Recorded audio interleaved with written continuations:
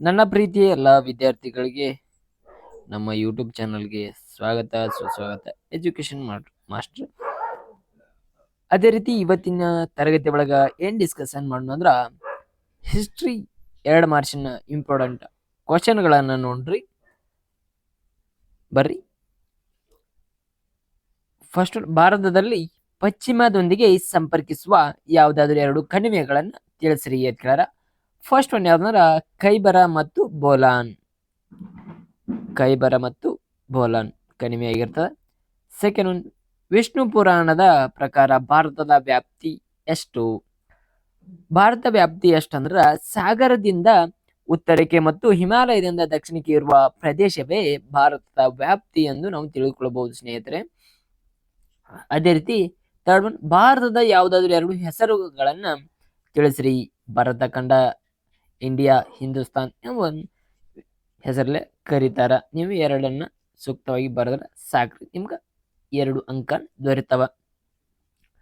ಅದೇ ರೀತಿ ಕವಿ ಮಾರ್ಗದ ಪ್ರಕಾರ ಕರ್ನಾಟಕದ ಮೇಲೆ ಎಲ್ಲಿಂದ ಎಲ್ಲಿವರೆಗೆ ಹಬ್ಬಿದೆ? ಸರಿಯಾದ ಉತ್ತರ ಯಾವ್ದಂದ್ರ ದಕ್ಷಿಣಕ್ಕೆ ಹಾವೇರಿ ನದಿಯಿಂದ ಉತ್ತರಕ್ಕೆ ಗೋದಾವರಿ ನದಿಯವರೆಗೆ ಹಬ್ಬಿತ್ತು ಎಂಬುದನ್ನ ಕವಿರಾಜ ಮಾರ್ಗದ ಪ್ರಕಾರ ಕರ್ನಾಟಕ ಹರಡಿತ್ತು ಅಥವಾ ಹಬ್ಬಿತ್ತು ಎಂಬುದನ್ನ ಇಲ್ಲಿ ನಾವು ನೋಡಬಹುದು. ತದನಂತರ 5, ಆಧಾರವಿಲ್ಲದೆ ಇತಿಹಾಸವಿಲ್ಲ. ಏಕೆ? ಇತಿಹಾಸವು ಗತಿಸಿ ಹೋದ ಘಟನೆಯ ವೈಜ್ಞಾನಿಕ ವಿಶ್ಲೇಷಣೆಯಾದ್ದರಿಂದ ಆಧಾರಗಳು ಅತ್ಯಗತ್ಯ. ಆದ್ದರಿಂದ ಆಧಾರವಿಲ್ಲದೆ ಇತಿಹಾಸವಿಲ್ಲ ಎಂಬುದನ್ನ ಇಲ್ಲಿ ತಿಳಿಸಿರ್ತಾರೆ. ತದನಂತರ 6, ನಿಯೋಲಿಥಿಕ್ ಪದದ ಅರ್ಥವೇನು? ತದನಂತರ ಶಂಕರಾಚಾರ್ಯ ಸ್ಥಾಪಿಸಿದ ಯಾವುದಾದ್ರು 2 ಪ್ರಮುಖ ಮಠಗಳನ್ನ ಹೆಸರಿಸಿ. ನಿಯೋಲಿಥಿಕ್ ಎಂದರ್ರಿ, ಲಿಥಿಕ್ ಎಂದರೆ ಶಿಲೆ, ಅಂದ್ರ ಹೊಸ ಲಿಥಿಕ್. ನಿಯೋ ಅಂದ್ರ ಹೊಸ ಅಂದ್ರ ಲಿಥಿಕ್ ಎಂದ್ರೆ ಶಿಲೆ. ಹೊಸ ಶಿಲಾಯುಗರಿದ. ನಿಯೋಲಿಥಿಕ್ ಅಂದ್ರೆ ಹೊಸ ಶಿಲಾಯುಗ ಇರ್ತದ. ಇದರ ಆನ್ಸರ್ ಇಲ್ಲದ ನಿಯೋಲಿಥಿಕ್ 3. ಇಲ್ಲಿ ಟೈಪಿಂಗ್ ಮಿಸ್ಟೇಕ್ ಆಗಿರ್ತದೆ. ಶಂಕರಾಚಾರ್ಯ ಸ್ಥಾಪಿಸಿದ ಯಾವ್ದಾದ್ರು 2 ಪ್ರಮುಖ ಮಠಗಳ ಹೆಸರಿ. ದ್ವಾರಕೆಯ ಕಾಳಿಕಾ ಮಠ ಆಗಿರ್ತದ. ತದನಂತರ ಶೃಂಗೇರಿಯ ಶಾರದಾ ಪೀಠ ಆಗಿರ್ತದ. ನೀವು ಬರೀಬಹುದು. ತದನಂತರ ಹೊಸ ಶಿಲಾಯುಗದ ಯಾವ್ದಾದ್ರು 2 ತಾಣಗಳನ್ನ ಹೆಸರಿಸ್ರಿ. ಫಸ್ಟ್ ಒನ್ ಯಾವ್ದಂದ್ರ ಕರ್ನಾಟಕದ ಮಸ್ಕಿ ಆಗಿರ್ಬೋದು. ತದನಂತರ ಸೆಕೆಂಡ್ ಒನ್ ತಮಿಳುನಾಡಿನ ತಿರುವನ್ವೆಲಿ ಆಗಿರ್ಬೋದು. 8, ಪ್ಯಾಲಿಯೋಲಿಥಿಕ್ ಪದದ ಅರ್ಥವೇನು? ಇದು ಪ್ಯಾಲಿಯೋಲಿಥಿಕ್ ಯಾವ ಭಾಷೆಯಿಂದ ಬಂದದ ಅಂದ್ರ ಇದು ಗ್ರೀಕ್ ಭಾಷೆಯಿಂದ ಬಂದಿದೆ. ಪ್ಯಾಲಿಯೋ ಎಂದರೆ ಹಳೆ ಮತ್ತು ಲಿಥಿಕ್ ಎಂದರೆ ಶಿಲೆ, ಅಂದ್ರ ಹಳೆ ಶಿಲಾಯುಗ ಎಂದು ಕರೆಯುತ್ತೇವೆ. 9, ಹಳೆ ಶಿಲಾಯುಗದ ಯಾವ್ದಾದ್ರು 2 ತಾಣಗಳನ್ನ ತಿಳಿಸ್ರಿ. ಫಸ್ಟ್ ಒನ್ ಆಂಧ್ರ ಪ್ರದೇಶದ ಕರ್ನೂಲ್. ಸೆಕೆಂಡ್ ಒನ್ ಕರ್ನಾಟಕ ರಾಯಚೂರು ಜಿಲ್ಲೆಯ ಲಿಂಗಸೂರು ಆಗಿರ್ತದ. 10ನೇ ಪ್ರಶ್ನೆ ಯಾವ್ದಂದ್ರ ಸಿಂಧೂ ನಾಗರಿಕತೆಯಲ್ಲಿ ಪತ್ತೆಯಾದ ಯಾವ್ದಾದ್ರು 2 ನಗರಗಳನ್ನ ಹೆಸರಿಸಿ. ಒಂದು ಕಾಲಿಬಂಗನ್ ಆಗಿರ್ಬೋದ್ರಿ, ಇನ್ನೊಂದ ಧೋಲ್ವೀರ್ ಆಗಿರ್ಬೋದು. ಇಲ್ಲಿ 2 ಕನ್ಸಿಡರ್ ಮಾಡಿ ಇಲ್ಲಿ 2 ನೋಡಬಹುದು. ತದನಂತರ 11ನೇ ಪ್ರಶ್ನೆ ರೀ, ಯಾವುದಾದ್ರೂ 2 ವೇದಗಳನ್ನ ಹೆಸರಿಸಿ. ಯಾವ್ದಾದ್ರು 2 ವೇದಗಳು, ಋಗ್ವೇದ, ಯಜುರ್ವೇದ, ಸಾಮವೇದ ಅಥವಾ 4 ನೀವು ಯಾವ್ದು ಬೇಕಾದ 2 ಬರಿಬೇಕ್ರಿ. ತದನಂತರ 12ನೆಯ ಪ್ರಶ್ನೆ ರೀ, ವೈದಿಕ ನಾಗರಿಕತೆಯಲ್ಲಿ ರಾಜನಿಗೆ ಯಾವ 2 ರಾಜಕೀಯ ಸಂಸ್ಥೆಗಳನ್ನ ಸಹಾಯಕ ಮಾಡುತ್ತಿದ್ದವು? ಯಾವಂದ್ರ ಸಭಾ ಮತ್ತು ಸಮಿತಿಗಳಾಗಿರ್ತವ. ನೆಕ್ಸ್ಟ್ ಒಂದು ಪ್ರಶ್ನೆ ರೀ 13, ವೈದಿಕ ಕಾಲದ ಯಾರಾದರೂ 2 ಮಹಿಳಾ ವಿದ್ವಾಂಸರನ್ನ ಹೆಸರಿಸಿ. ಯಾರ್ಯಾರ್ರಿ? ಮೈತ್ರಿ, ಗಾರ್ಗಿ ನಾವು ನೋಡ್ಬೋದು. ತದನಂತರ 14ನೇ ಪ್ರಶ್ನೆ ರೀ, 6ನೇ ವಿಕ್ರಮಾದಿತ್ಯ ಆಸ್ಥಾನದ ಕವಿ ಯಾರಾಗಿದ್ದರು ಮತ್ತು ಅವನ ಕೃತಿ ಹೆಸರಿಸಿ. ಯಾರಾಗಿರ್ತಾರ? ಬಿಲ್ಲನ ಆಗಿರ್ತಾನ. ಅವನ ಕೃತಿ ಯಾವ್ದಂದ್ರ ವಿಕ್ರಮಾಂಕ್ ದೇವ ಚರಿತ ಎಂಬುದನ್ನು ನಾವು ನೋಡ್ಬೋದು. ತದನಂತರ 15ನೇ ಪ್ರಶ್ನೆ ರೀ, ರನ್ನನ ಯಾವ್ದಾದ್ರು 2 ಕೃತಿಗಳನ್ನ ಹೆಸರಿಸಿ. ಅಜಿತ್ ನಾಥ್ ಪುರಾಣ್ ಮತ್ತು ಸಾಹಸ ಭೀಮ ವಿಜಯ. ರನ್ನಂದ್ರಿದ ತದನಂತರ 16ನೇ ಪ್ರಶ್ನೆ, ವಿಷ್ಣುವರ್ಧನ್ನ ಯಾವುದಾದ್ರೂ 2 ಬಿರುದುಗಳನ್ನ ಹೆಸರಿಸಿ.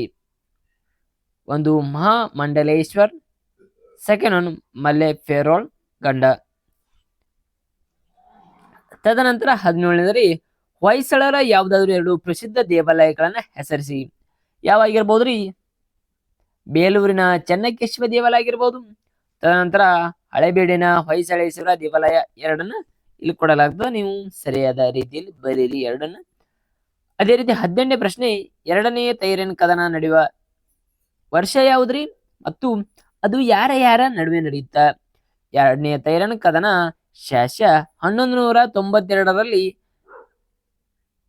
ಗಜ್ನಿ ಮಹಮ್ಮದ್ ಮತ್ತು ಪೃಥ್ವಿರಾಜ್ ಚೌಹಾಣ್ ನಡುವೆ ನಡೆಯಿತು. ತದನಂತರ 19ನೇ ಪ್ರಶ್ನೆ, ದೆಹಲಿಯನ್ನ ಆಳಿದ ಯಾವುದಾದರೂ 2 ಸುಲ್ತಾನ್ ಸಂತತಿಗಳನ್ನು ಹೆಸರಿಸಿ. ಒಂದು ಗುಲಾಮಿ ಸಂತತಿ, ಇನ್ನೊಂದು ತುಗ್ಲಕ್ ಸಂತತಿ. 2 ಸಂತತಿಗಳನ್ನು ನಾವಿಲ್ಲಿ ನೋಡಬಹುದು. ತದನಂತರ 20ನೇ ಪ್ರಶ್ನೆ, ಅಲ್ಲಾವುದ್ದೀನ್ ಖಿಲ್ಜಿಯ 2 ಸೇನಾಪತಿಗಳನ್ನು ಹೆಸರಿಸಿ. First one Ulugh Khan, Nusrat Khan. 2 ನೋಡಬಹುದು.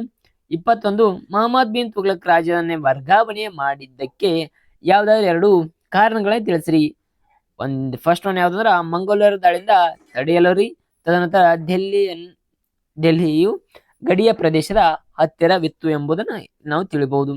ತದನಂತರ 22ನೇ ಪ್ರಶ್ನೆ, ತುಗ್ಲಕ್ ಕಾಲದ 2 ಇತಿಹಾಸಕಾರನ ಹೆಸರಿಸಿ.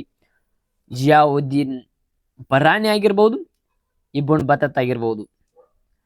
23, ತಾರಿಕ್ ಇ ಫಿರೋಜ್ ಶಾಹಿ ಯನ್ನು ಬರೆಯಲಾರಂಭಿಸಿದರು ಯಾರು? ಯಾರನ್ನ? ಬರಾನಿ. ಪೂರ್ಣಗೊಳಿಸಿದನ್ರಿ. ಇದನ್ನ ಅವರು ಬರೀತಾರೆ. ಅದನ್ನ ಪೂರ್ಣಗೊಳಿಸಿದವ್ರು ಯಾರಂದ್ರ ಶ್ಯಾಮ್ಸ್ ಇ ಸಿರಾಜ್ ಅಫೀಸ್ ಎಂಬುವರ ಇವರ ಬರವಣಿಗೆ ಸ್ಟಾರ್ಟ್ ಮಾಡ್ತಾರ. ಶ್ಯಾಮ್ಸ್ ಇ ಸಿರಾಜ್ ಅಫೀಫ್ ಇವ್ರೇನ್ ಮಾಡ್ತಾರ? ಎಂಡ್ ಮಾಡ್ತಾರ. ಇದು ಸ್ಟಾರ್ಟ್ ರೀ, ಇದು ಎಂಡ್ ರೀ. ಇವ ಬರಿತಾನ, ಇದನ್ನ ಇವ ಮುಗಿಸ್ತಾನ. ಇವ ಅರ್ಧ ಬಿಡ್ತಾನ್ರಿ, ಇವ ಪೂರ್ತಿ ಮುಗಿಸ್ತಾನ. ಈ ಯಾವ ಹಂತದಲ್ಲಿ ತಿಳ್ಕೊರಿ. ಆದ್ರ 2 ಬರಿಬೇಕವ. ಇವ ಬರದಾಮಾಗಿರ್ತಾನ, ಇವ ಅದನ್ನ ಮುಗಿಸಿರ್ತಾನ. 24, ಅಮೀರ್ ಖುಸ್ರುವಿನ 2 ಗ್ರಂಥಗಳನ್ನು ಹೆಸರಿಸಿ. ಫಸ್ಟ್ ಒನ್ ಖಜಾನ್ ಉಲ್ ಮುಹತ್ ಒಂದ್ರಿ. ತದನಂತರ ಇನ್ನೊಂದು ತಾರಿಕ್ ಇ ಅಲೈ. 2 ಆಗಿರ್ತಾವ. ಇದೊಂದು 2 ಆಗಿರ್ತಾವ, ಕನ್ಫ್ಯೂಸ್ ಮಾಡ್ಕೋಬೇಡ್ರಿ. 25ನೇ ಪ್ರಶ್ನೆ, ತೊದರಮಲ್ಲನ ವರ್ಗೀಕರಿಸಿದ ಯಾವುದಾದ್ರೂ 2 ಬಗೆಯ ಭೂಮಿಯ ವಿಧಗಳನ್ನ ಹೆಸರಿಸಿ. ಒಂದು ಫೋಲಜ್ ಆಗಿರ್ತದ. ಫೋಲಜ್ ಅಂದ್ರ ಸತತ ಉಳುಮೆಯಲ್ಲಿರುವ ಭೂಮಿ ಅನ್ಬಹುದು, ಅಥವಾ ಬಂಜಾರ ಅನ್ಬಹುದು. ಇದನ್ನ 5 ವರ್ಷದಿಂದ ಹೆಚ್ಚು ಕಾಲ ಉಳುಮೆ ಮಾಡಿದ ಭೂಮಿ ಎಂದು ಕರೀತಾರ. ನೆಕ್ಸ್ಟ್ ಒನ್ರಿ 26ನೇ ಪ್ರಶ್ನೆ, ಅಬ್ದುಲ್ ಫಜಲ್ 2 ಕೃತಿಗಳನ್ನ ಹೆಸರಿಸಿ. ಐನ್ ಅಕ್ಬರಿ ಒಂದ್ರಿ, ಅಕ್ಬರ್ ನಾಮ 1. 2 ಇಲ್ಲಿ ಕೊಡಲಾಗ್ತದ. 27ನೇ ಪ್ರಶ್ನೆ ರೀ, 27ನೇ ಪಾಣಿಪತ್ ಕದನ ಯಾರ್ಯಾರ ನಡುವೆ ನಡೆಯಿತು? ಹೇಮು ಮತ್ತು ಮೊಹಮ್ಮದ್ ನಡುವೆ ನಡೀತಿದ್ರಿ. ರಾಜ ವಿಕ್ರಮಾದಿತ್ಯ ಮತ್ತು ಅಕ್ಬರ್ ನಡುವೆ ನಡೀತದ. ಮಧ್ವಾಚಾರ್ಯರ ತಂದೆ ಯಾರು? ಇಲ್ಲಿ ಯಾರ್ಯಾರ ನಡುವೆ ನಡೀತದ್ರ ಇದು ರಾಜ ವಿಕ್ರಮಾದಿತ್ಯ ಮತ್ತು ಅಕ್ಬರ್ ನಡುವೆ ನಡೀತದ, ಮತ್ತು ಹೇಮು ಮತ್ತು ಅಕ್ಬರ್ ನಡೀತದ. ಅದನ್ನ ಸರಿಯಾಗಿ ನೋಡ್ಕೊರಿ. ಅದೇ ರೀತಿ ಮಧ್ವಾಚಾರ್ಯರ ತಂದೆ ತಾಯಿ ಹೆಸರೇನು? ಮಧ್ವಾಚಾರ್ಯರ ತಂದೆ ತಾಯಿ ಹೆಸರೇನು ಅಂದ್ರೆ ಫಸ್ಟ್ ಒನ್ ಮದೇಗ ನಾರಾಯಣ ಭಟ್ಟ, ತಾಯಿ ವೇದಾವತಿ. 28ನೇ ಪ್ರಶ್ನೆ ಇರೋದ, ಅಕ್ಬರ್ ಎಲ್ಲಿ ಮತ್ತು ಯಾವಾಗ ಜನಿಸಿದ? ಅಕ್ಬರ್ ಅಮರಕೋಟೆಯಲ್ಲಿ ಶಾಸ 1542ರಲ್ಲಿ ಜನಸ್ಥಾನ. ತದನಂತರ ಇಲ್ಲಿ ಎಲ್ಲ ಚಾಪ್ಟರ್ ವೈಸ್ ಅನ್ನ ಕ್ವಶನ್ಗಳನ್ನ ಅದಾವ. ಅದೇ ರೀತಿ ನೋಡ್ಕೋರಿ, ಇವು ಇಂಪಾರ್ಟೆಂಟ್ ಕ್ವಶನ್ ಅದಾವ, ರಿಪೀಟೆಡ್ ಕ್ವಶನ್ಗಳನ್ನ ಇರ್ತಾವ. ಯಾವ್ಯಾವ ರಿಪೀಟ್ ಆಗ್ಯಾವ ಏನೇನ ಎಂಬುದನ್ನ ನಾವು 3 ವರ್ಷದ ಕ್ವಶನ್ ಪೇಪರ್ ರೆಫರ್ ಮಾಡಿದ್ವಿ. ತದನಂತರ ಪೂರ್ವ ಸಿದ್ಧತಾ ಪರೀಕ್ಷೆ 1, 2, 3ನ, ತದನಂತರ ಮಾದರಿ ಪ್ರಶ್ನೆ ಪತ್ರಿಕೆ ಗೌರ್ಮೆಂಟ್ 3 ಪ್ರಶ್ನೆಗಳ ಪತ್ರಿಕೆಗಳನ್ನ ಇಲ್ಲಿ ನಾವು ನೋಡಲಾಗಿದೆ.